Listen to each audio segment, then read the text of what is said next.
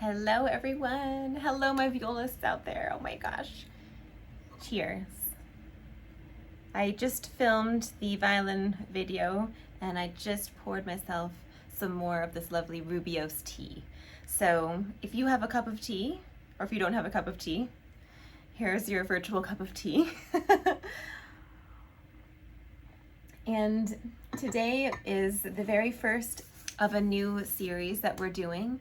This is from the book called Very Easy, Melodious Exercises in First Position, Opus 22 by the wonderful composer Edward Elgar. So this will be so fun. And these are special etudes because they're not just for solo viola, they're for viola and piano, which is really fun. So this is your permission slip or your sign from the universe to go and find a piano friend, call your place of worship, connect with a musician or pianist there.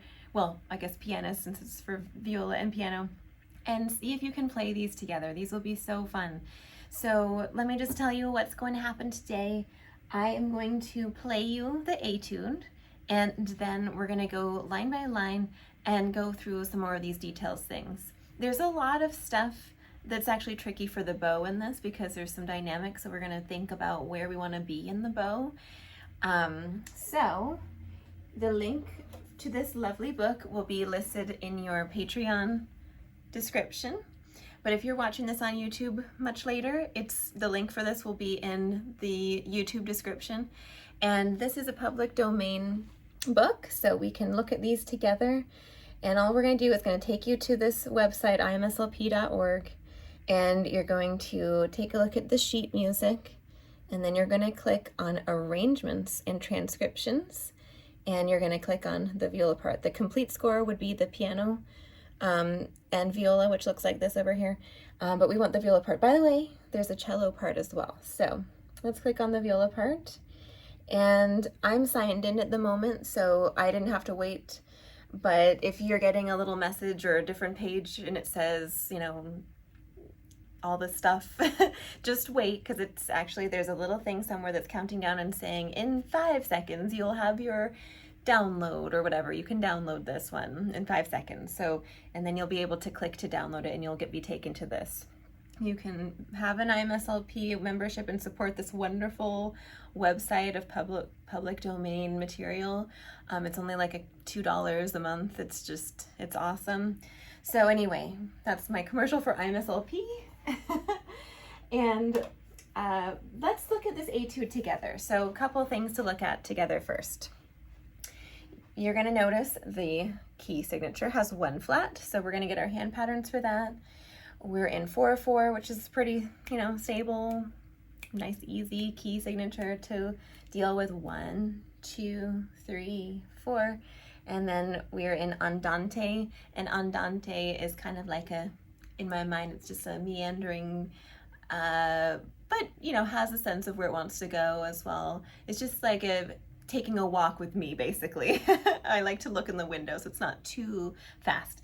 So it's about 72. We're going to put the metronome at 72, but when we practice it, we might not do it with the metronome. We might be at 60. We'll just see. But anyway, dynamic. So piano means quiet. That's what the P is piano. And piano's like a whisper. We're going to be whispering this one. So we're going to use very little bow for the piano. And a great place to play piano is at the tip. So you could write tip of the bow there. We're going to do a crescendo by using more bow. And I'm going to be referring to that as using a faster bow speed, right? To use more bow, faster bow. So you're getting more bow within a beat, right? A fast bow speed is going to give you more bow within a beat. A slow bow speed is going to give you less bow within a beat. So the bow speed is going to help you. If you're faster bow speed, you're going to use more bow and therefore crescendo, and if you use less bow speed, you're going to be quieter and you'll be able to diminuendo. Then we've got a crescendo written out here, and a crescendo here is going to be taking place over a little period of time, and we're going to eventually get to forte. And forte is like a very strong and very loud voice. So we're going to use the whole bow when we get there. So we'll be using the whole bow when we get there. There's these little lines over these notes here. which are kind of like emphasizing those notes to my eye, but they are just going to be nice and smooth and connected sounding. So we're not going to do anything super weird with them. We're just going to maybe emphasize them in some little way. But after that, we've got diminuendo, and a diminuendo is like a decrescendo. We're going to just decrease the sound. So we actually begin this diminuendo forte, and we have to very quickly diminuendo because in measure 13 we are immediately piano again. So we got to go from very loud over just one measure to very quiet. And then we've got something a little complicated to do here. We're in piano, and we're probably, you know, wanting to be at the tip of the bow for the piano, but if we're at the tip of the bow, we're used to using, you know, a quarter note for that amount, but then suddenly we have this. So we're going to need to move from not the tip, maybe move more into the middle of the bow so that we have enough bow to do this long note. And not just to do this long note, but to actually crescendo towards the end of that note. And then immediately decrescendo on this last one so that we're back to the piano. So this is a little bit tricky right here, but we need to plan ahead in here where we want to be in the bow. So I'm going to encourage you to get more to the middle of the bow here. And then we've got on the last line the crescendo again, but starting piano and happening over a period of couple measures, only getting to mezzo forte, and then suddenly subito piano, so suddenly very quiet, and then getting even quieter. And then we've got a retard at the end, which is going to pull back the speed. Da da da da da da. So we're going to do a little retard there. And then we've got this thing called a fermata, which is a hold. And when we hold the fermata, we're going to be holding it just for as long as we can, as long as it sounds musically, you know, nice. But anyway, actually, when you're in orchestra, I think that there's usually like a rule of thumb. I don't know if it's an extra 2 beats for whatever beat you're on or whatever it is. You can always just watch the conductor, of course, but maybe that's more in like orchestral auditions. Oh my gosh, I'm so glad I'm not doing orchestral auditions. So with that, let's go ahead and give this a try together. And I'm gonna be really clear about where I am in the bow. I'm gonna play through this whole thing. And so you can kind of watch and see where I am in the bow, take some notes. You can also play along with me too. Let's see, can you see what I'm doing here? Kind of, okay. So, oh, hand patterns. Let's get our hand patterns really quickly. So we have one flat, which is a B flat, B as in butterfly. So on the C string, you're gonna have the basic hand pattern. On the G string, you're gonna have low 2 because we've got our little B flat right there. We have low 2 on the D string.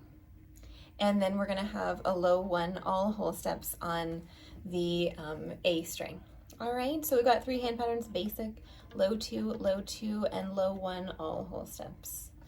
All right, my friends, let's give this a try. I'm gonna put the metronome at 72, and here we go. All righty, 2, 3, 4.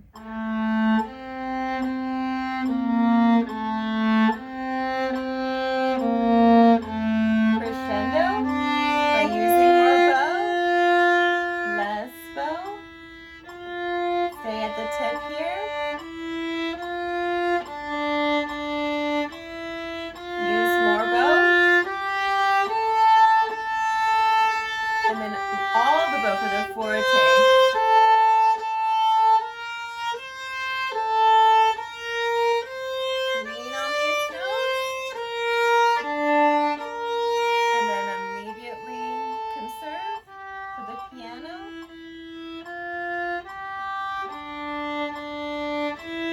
Get to the middle so that you can save and crescendo. We're back at the tip. Crescendo by using more bow, but only to mezzo forte, so only like half of the bow. Sorry. And then we have a retard. And a very gentle arrival on this last note. All right, so many details. Let's go line by line. So this first line here, and I need to tighten my bow. Side note, bows like to be on the looser side than on the tighter side, just like a person. I don't want to be too high strung. Okay, so let's go ahead and put our bow at the tip, and we're gonna do the first couple measures, but just say at the tip here. So ready, 2, 3, 4. Staying at the tip.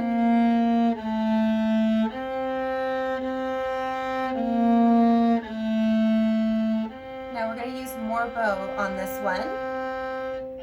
Back to the tip, all the way back, and then more bow on this last one. So I'm kind of in this lower half here.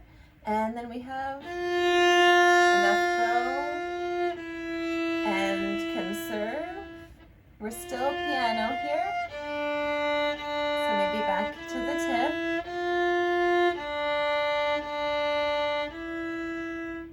Okay, and also I'm hanging out here because I'm not using a lot of weight. This is a great place to play really gently. It's right here, all right? Okay, pop in your notes if you need to put in any notes in there, and we're gonna do line 2. So line 2, we're beginning at the tip because we're in piano.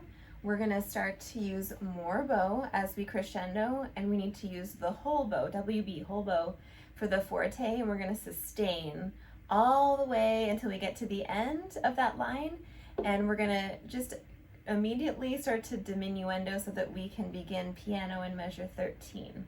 So let's see how that whole second line goes. We're gonna be metronomeless, so I'll count us in. Here's line 7, let's start at the tip of the bow. Think about where your contact point is, maybe closer to this area here. So here's line 2, measure 7. 3, 4. Lengthen.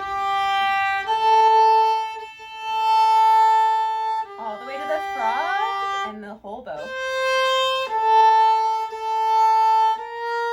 Use the whole bow. I'm sorry, I totally messed that up. Let's try back to measure 7 for me. I'm sorry. Back to measure 7. So at the tip. Start to lengthen. And all the way to the frog. The whole bow.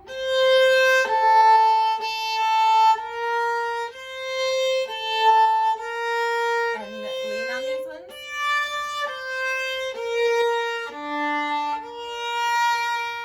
Use less bow. And we're at the tip here. Let's begin line 3. Say at the tip. See if you can start to get to the middle, because we have a long note coming up. Stay quiet, but in the middle. And then we're going to use a slow bow speed and then a fast bow speed. 1, 2, 3, 4. Can we do that again? So right on that long note, we're going to go slow, fast. 1, 2, 3, 4. Okay, and I kind of ran into a bow because we actually do want to sustain. It should sound like this. 1, 2, 3, 4. So it shouldn't sound like this. See if you can hear the difference. 2, 3. You see how I decayed at the end? But we want to sustain it. So it should really be 1, 2, 3, 4. I'll let you practice that. Give that a couple tries. Feel free to pause this, by the way, and we're going to continue onwards from the beginning of 13 again, and we'll go through to the line 4. Okay, so line 13, we're at the tip. Ready? 2, 3, 4.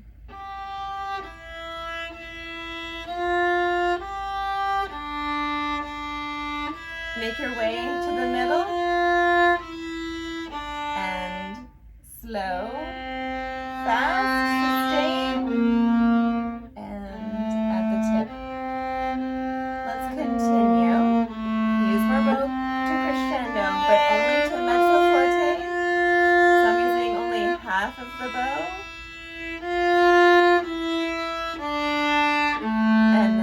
the tip, very little bow. And then even less bow. Return and gently on the last note.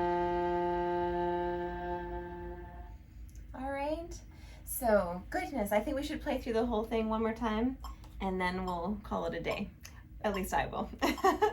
So here we go. So if you want to play this with me, you can, or you can watch my bow real carefully, take some extra notes, and we'll see how it goes. 2, 3, 4.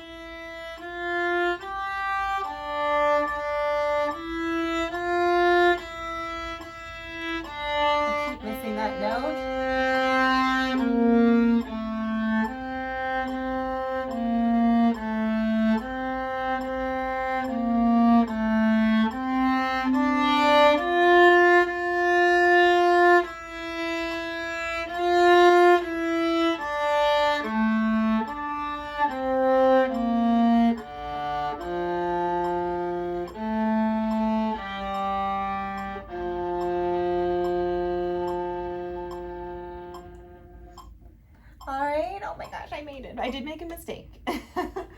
So anyways, you guys, I hope that you enjoyed this little practice session with me. Cheers. And I would suggest, since we're going to be getting one of these videos every 2 weeks at least on Patreon, I'm not sure what it will be when you're seeing this on YouTube, but spend this first week getting comfortable with the notes. And then the second week, see if you can attempt these bowings that I'm doing. Of course, you can do those on the first week too. It's just that depending on where you are, you might need to really focus on the notes first. And once you get the notes down, then you can get some more of this nuance that's happening with the bow. And if you're getting overwhelmed with bow stuff, this is perhaps your first like dipping your toe into this kind of thing. And it can just be overwhelming, the like, where should my bow be? And so just, you know, just overall, you're playing piano a lot here. So if you can focus on trying to get your bow to stay at the tip, that would be a great idea. And then whenever you get to forte, you can start to kind of see if you can eventually make your way over the course of a couple measures, perhaps to use the whole bow, because we really do need to use lots of bow for forte.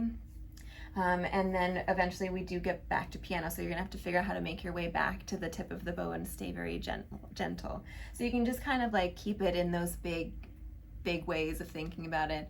And if you're really, you know, feeling like this is very easy for you, you could try to do all these things in second or third position with this as well. You could add some fingerings, you could add vibrato. Like, I didn't do any vibrato with this because I want you to be able to hear the tone that the bow can create. And I'm not a genius at using the bow by any means. It's just that often we forget that. We just think like, oh, it'll sound so pretty with vibrato, but there was no vibrato with any of that. So anyways, happy practicing. Thank you for being here, and I'll see you all very soon. Thanks, you guys.